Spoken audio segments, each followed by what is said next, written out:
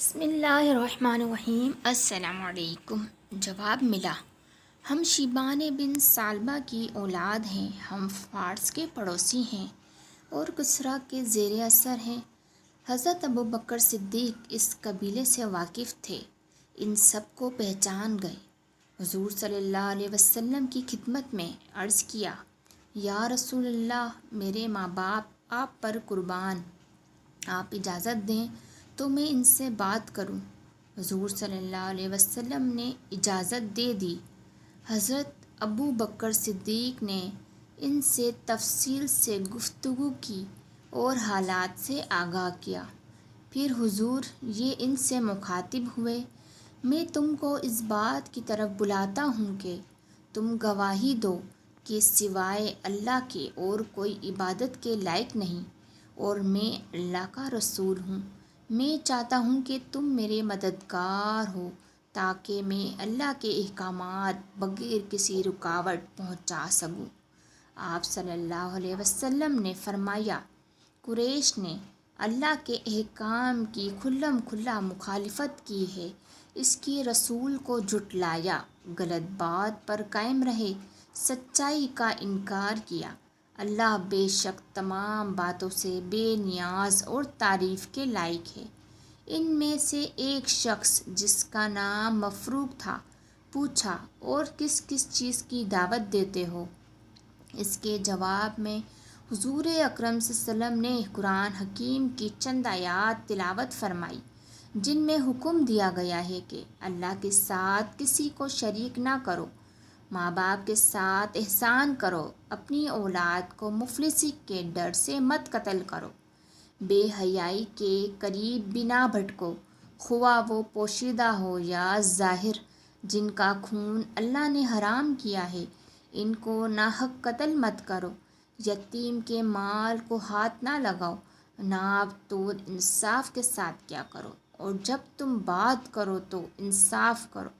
مفروق قرآن کریم کی آیات سن کر بول اٹھا، اے قریشی بھائی، جو تم نے سنایا کتنا پیارا کلام ہے، جو دل میں اترتا چلا گیا، یقیناً ایسا کلام زمین والوں کا نہیں ہو سکتا۔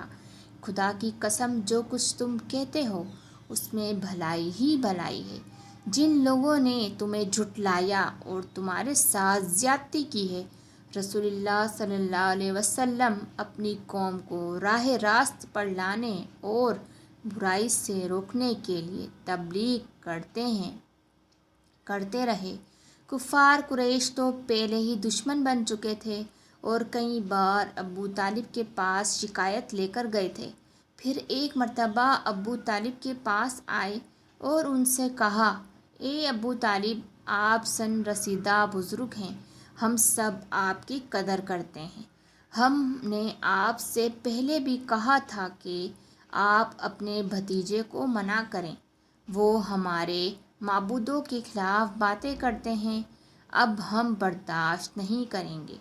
آپ انہیں ایسا کرنے سے باز رکھیں یا ان پر سے دست شفقت اٹھا لیں اور ان کی مدد نہ کریں۔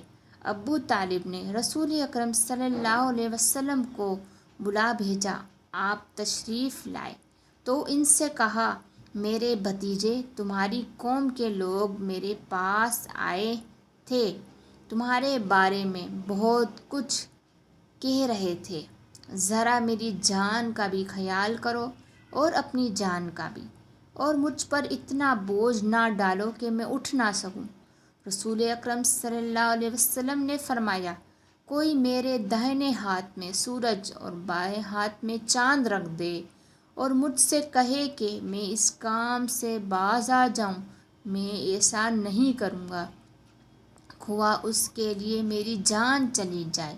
پھر رسول اکرم کی آنکھوں سے آنسو جاری ہو گئے۔ یہ دیکھ کر ابو طالب نے کہا، جو تمہارا دل چاہے کرو، بس طرح چاہے تبلیغ کرو، تم کو کسی کے حوالے نہیں کروں گا۔ پھر آپ کو اللہ کی طرف سے حکم ہوا کہ خاندان والوں کے انکار سے مایوس نہ ہو، مکہ کے آس پاس بھی لوگ رہتے ہیں، ان کے پاس جائیں اور دین کی دعوت دیں، اور اسی طرح ہم نے تم پر عربی زبان میں قرآن نازل کیا تاکہ گمراہوں کو خوف دلاؤ، یعنی اے پیغمبر اب آپ شہر مکہ کے آس پاس رہنے والوں کو اللہ کا پیغام پہنچائیں۔ چنانچہ پیغام ملتے ہی آپ طائف تشریف لے گئے، وہاں ثقیف کے ذمہ دار لوگوں سے ملاقات کی اور دین حق کی دعوت دی۔ طائف میں بھی آپ کے مخالفین تھے، وہ نہیں چاہتے تھے کہ آپ صلی اللہ علیہ وسلم وہاں دین کی باتیں بتائیں۔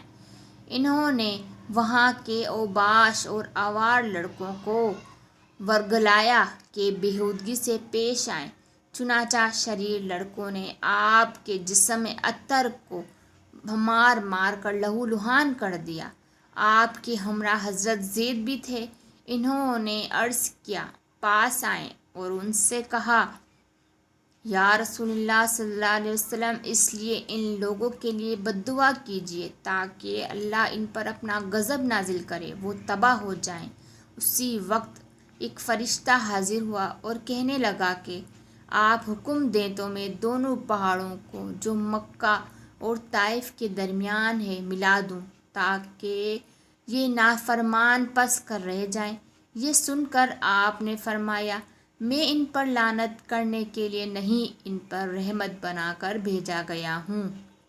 گمراہ لوگوں نے آپ کو ستایا، لیکن آپ صلی اللہ علیہ وسلم نے ان کے لیے بد دعا نہیں، دعا فرمائی اے اللہ میری قوم کے لوگوں کو ہدایت دے کیونکہ نادان ہے۔ ایک مرتبہ آپ صلی اللہ علیہ وسلم کعبہ میں نماز پڑھ رہے تھے کہ عقبہ بن محیط آیا اور گردن میں چادر ڈال کر بل دینے لگا، جس سے آپ کے گر پڑے، اور ایک موقع پر اس نے اونٹوں کی اوجری سجدے کی حالت میں آپ کے دونوں شانوں کے درمیان رکھ دی اور کہکا لگانے لگا۔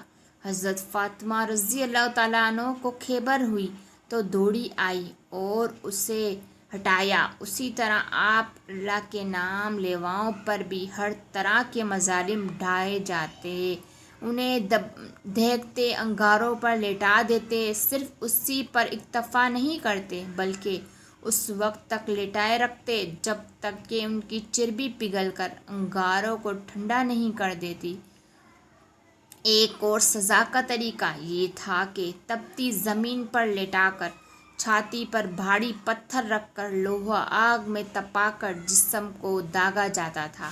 جب کفار مکہ نے ایمان والوں کا جینا دوبھر کر دیا تو حضور اکرم صلی اللہ علیہ وسلم نے اپنے ساتھیوں سے فرمایا حبشہ چلے جاؤ، وہاں کا بادشاہ انصاف پسند ہے، وہ کسی پر ظلم نہیں کرتا نہ ظلم پسند کرتا ہے۔ اس سرزمین پر اس وقت تک رہو جب تک اللہ تمہاری مصیبت رفع کرنے کی کوئی صورت پیدا نہ کر دے۔ اللہ کے نبی صلی اللہ علیہ وسلم کے مشورے پر 15 آدمی حبشہ پہنچ گئے، یہاں تک کہ کل تعداد 83 مرد اور 18 عورتوں تک پہنچ گئی۔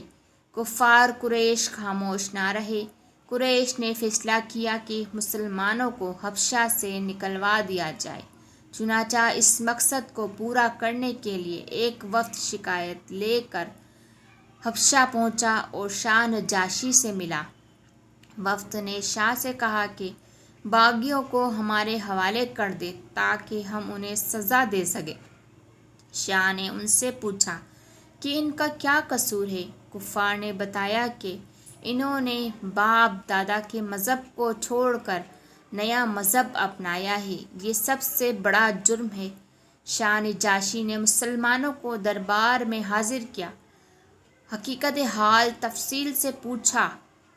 مسلمانوں کی طرف سے حضرت جعفر طیار رضی اللہ تعالیٰ عنہ نے فرمایا ہم سب گناہوں میں مبتلا ہو چکے تھے، زمین اور آسمان کے پیدا کرنے والے خدا کو چھوڑ کر بے شمار خدا بنا رکھے تھے، یعنی بتوں کی پوجا کرتے تھے، پڑوسیوں پر ظلم کرتے تھے، جو طاقتور تھے کمزوروں پر ظلم ڈھاتے تھے اور انہیں خوف زدہ کرتے تھے، لوٹ مار کرتے تھے، یہاں تک کہ ہم میں ایک شخص پیدا ہوا جس کی گواہی دوست اور دشمن سبھی دیتے ہیں۔ قوم نے اس کو محمد الامین کا لقب دیا۔ اس نے ہم کو حق کی طرف بلایا، توحید کا سبق سکھایا۔ اس نے ہمیں سچ بولنے، پڑوسیوں اور کمزوروں کے ساتھ حسن سلوک سے پیش آنے کے لیے کہا، قتل کرنے کو جرم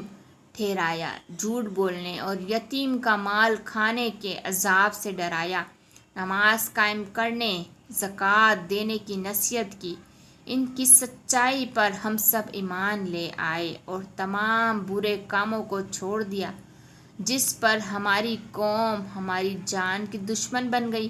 ہماری قوم چاہتی ہے کہ ہم سیدھے راستے پر نہ چلیں بلکہ برائی کی طرف لوٹ آئیں۔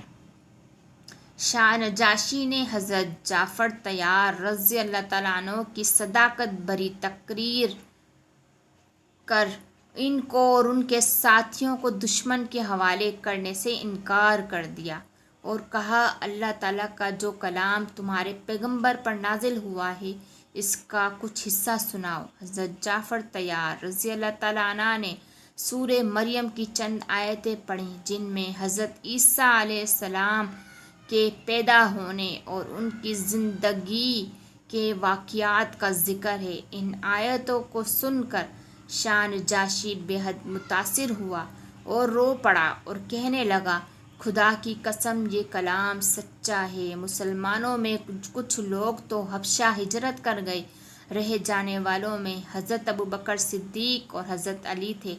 مسلمانوں کو پکڑ کر لانے کے لیے جو وفد حبشہ گیا تھا وہ ناکام واپس آ گیا۔ اس ناکامی پر قریش بھر گئے۔ پھر سب نے ایک ترکیب سوچی، کیوں نہ محمد ہی کا کام تمام کر دیا جائے، نہ وہ زندہ رہیں گے نہ ہمارے بتوں کے خلاف تبلیغ کر سکیں گے۔ آپس میں صلاح مشورے ہوئے، یہ طے پایا کہ اس کام کے لیے ہر قبیلے کو شریک کیا جائے تاکہ کوئی قبیلہ کسی سے بدلہ نہ لے سکے۔ پلیز میری ویڈیو کو like, share, subscribe and comment ضرور کیجیے۔ جزاک اللہ۔